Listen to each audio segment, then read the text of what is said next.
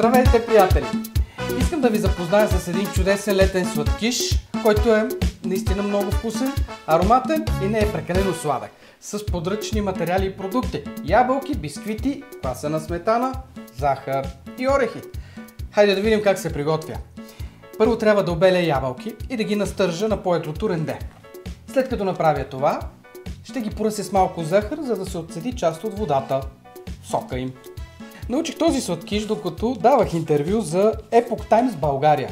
Журналистката, която бе в ролята на домакиня, ме почерпи с това чудно изкушение. Бях заинтригуван. Смятам, че е перфектна рецепта за горещите дни.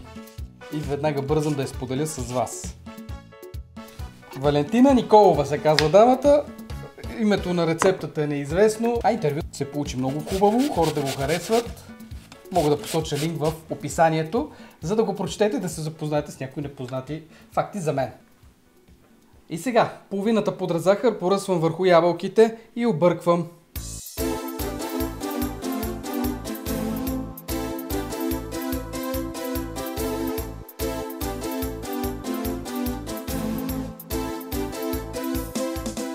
Останалата част от пудрата захар слагам в купа и размесвам с заквасена сметана.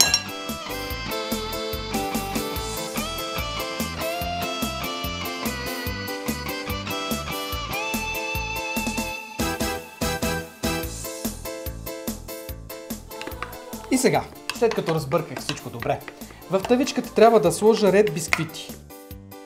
Могат да бъдат за торта, могат да бъдат чаяни. Все ще се поеме сока от ябълките и сметаната и всичко ще стане едно цяло.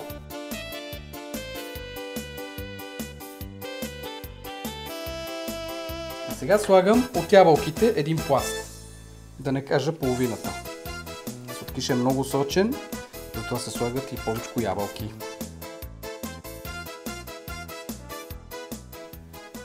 Ето така, по-домашному с ръце. И следва сметаната, половината.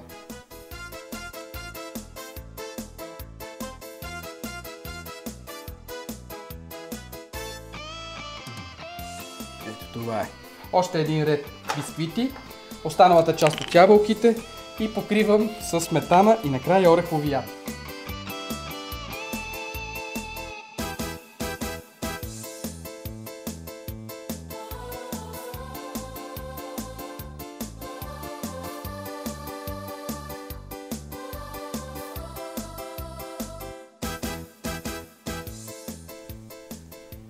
Така, мислех, че 2 ябълки са достатъчни, но не са. Веднага допълвам с още една ябълка, която сега ще настържа, за да покрия сладкиша. Значи 3 големи ябълки. Сега на тази ябълка няма да слагам захар, както е по оригиналното, защото вече сложих достатъчно пудра захар и ще стане прекалено сладко. Това не ми е целта. И останалата част от сметаната.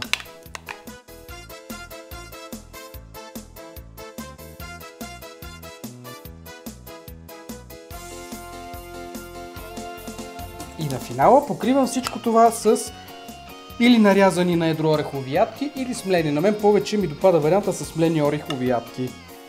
Рецепта, която ще ви отнеме 10-15 минути, не повече, стига да сте в настроение за готвене. Много е важно сладкишът да се прибере в хладилника и така да престои минимум 5 часа. Ако може по-дълго, по-добре, няма да се развали. Но задължително е да се покрие с фолио, за да не се смеси с някои миризми, които има в хладилника.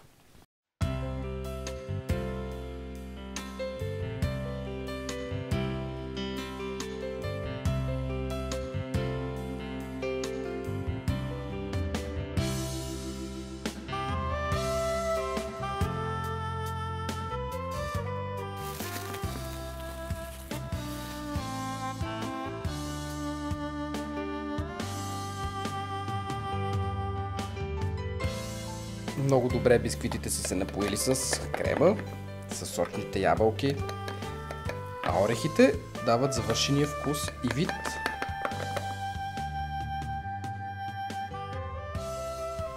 И сега внимание, повдигаме сладкиша и слагам тук. И компетентното жури в лицето на Иван Иванов Звездев да заповяда. Затварям си очите, притеснен дали ще ми хареса сладкиша.